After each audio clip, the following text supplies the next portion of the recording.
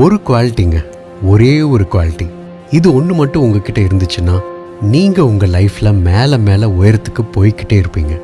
ஆனால் அதே குவாலிட்டி உங்ககிட்ட இல்லைன்னா ஒரே செகண்டில் அதில் பாதாளத்துக்கும் போயிடுவீங்க. அது என்ன குவாலிட்டின்னு தெரிஞ்சுக்கணுமா? இந்த கதையை கேளுங்க. ஒரு ஊரில் ஒரு அழகான காடு ஒன்று இருந்துச்சு. அந்த காட்டில் விலங்குகளும் பறவைகளும் வழக்கத்தை விட அதிகமாக இருந்துச்சு.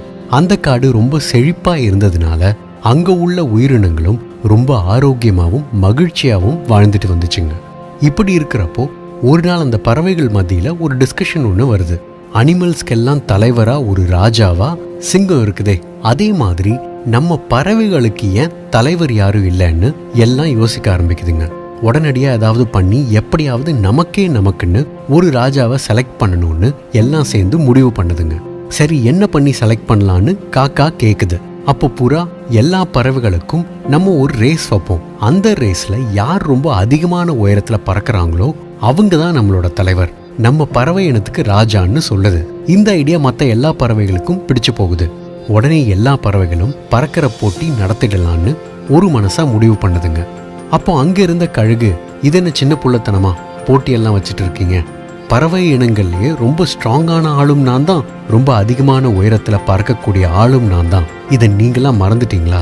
எப்படி பார்த்தாலும் உங்க போட்டியோட கண்டிஷன் படி நான் தான் உங்களுக்கெல்லாம் ராஜா, எதுக்கு வீணா போட்டி நடத்தி நேரத்தை வீணாக்கிட்டு இப்பவே நான் தான் ராஜான்னு அறிவிச்சிடுங்கன்னு ரொம்ப தலக்கணத்தோட பேசுது. அப்படியெல்லாம் ஓவர் கான்ஃபிடன்ஸோட இருக்காத, நீ ஜெயிக்காம போறதுக்கும் ஒரு வாய்ப்பு இருக்குன்னு அந்த கூட்டத்துல இருந்து ஒரு கீச்சுன்னு சவுண்டு வருது. யாருடா இது நம்மளையே இன்சல்ட் பண்ணி பேசுறதுன்னு கழுகு பயங்கர கோவத்தோட சத்தம் வந்த சைட பாக்குது. அங்க ரொம்ப குட்டியா ஒரு குருவி ஒண்ணு உட்கார்ந்துருக்கு. அதுதான் கழுக பார்த்து அப்படி சொன்னது. கழுகு அந்த குருவியை பார்த்து பயங்கரமா முறைக்குது. நாளைக்கு எப்படியும் நான் தான் ஜெயிப்பேன், அப்புறம் கவனிச்சுக்கிறேன் ஒன்னேன்னு அது மனசுக்குள்ள நினைச்சுக்குது. மறுநாளே போட்டி நடக்கிறதுக்கான ஏற்பாடுகள்ல எல்லா பறவையும் ஈடுபடுதுங்க.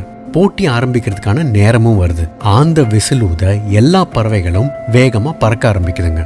காக்கா, புறா, மைனா, குயில்னு எல்லாம் ரொம்ப கஷ்டப்பட்டு தங்களால முடிஞ்ச வர ஹைட்டா பறக்குதுங்க. ஆனா கழுகு எந்த எஃபர்ட்டுமே போடல. தான் எப்பவும் பறக்கிற மாதிரியே ரொம்ப கேஷுவலா அசால்ட்டா பறந்துகிட்டு இருக்கு. அது நேச்சுரலாவே உயரமா பறக்குங்கிறதுனால அன்னைக்கும் அது எல்லா பறவைகளை விடவும் உயரமா தான் பறக்குது. அதுக்கு கீழே தான் எல்லா பறவைகளையும் பறந்துட்டு இருக்குதுங்க. மேல இருந்து இதெல்லாம் பார்த்த கழுகுக்கு பெருமை தாங்கல. நாம தான் எப்படியும் ஜெயிப்போம், இதுல என்ன சந்தேகம்னு ரொம்ப ஜாலியா பாட்டு பாடிட்டே பறக்குது.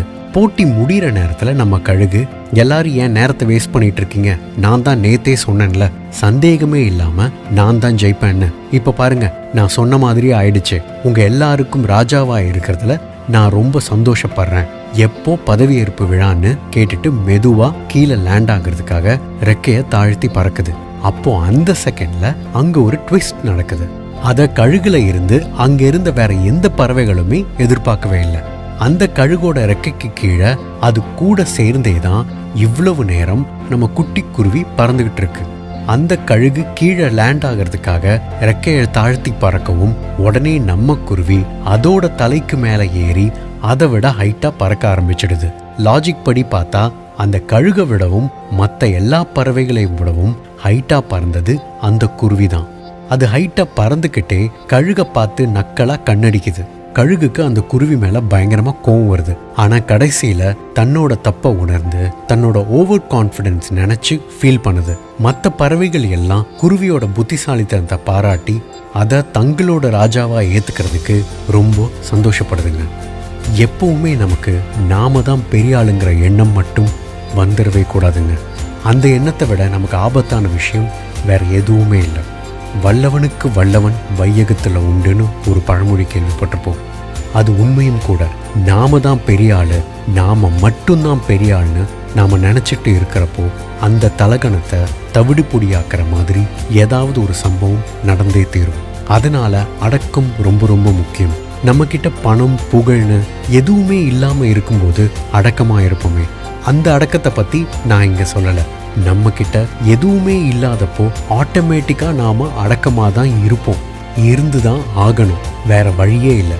ஆனா பணம் புகழ் செல்வாக்குன்னு இந்த உலகம் மதிக்கிற எல்லாமே நம்ம கிட்ட இருக்கிற அந்த நேரத்திலையும் நாம அடக்கத்தோட இருக்கணும். அங்க இருக்கு நாம யாருங்கிறது. அதாவது தலைக்கணத்தோட இருக்கிறதுக்கான பாசிபிலிட்டிஸ் எல்லாமே இருந்தாலும் அதையும் தாண்டி தன்னடக்கத்தோட இருக்கணும். அதனால் அப்பப்போ தலை தூக்குற இந்த தலக்கணத்தெல்லாம் மனசுக்குள்ளேயே அடக்கம் பண்ணி வச்சிருங்க. எப்பவும் எந்த நிலையிலும் தன்னடக்கத்தை மட்டும் உங்கள் தலையில் கனமாக ஏற்றி வச்சுக்கோங்க. சந்தேகமே இல்லாமல் அந்த ஒரு குவாலிட்டி மட்டும்தான் உங்களை உயர உயர தூக்கிட்டு போகும்.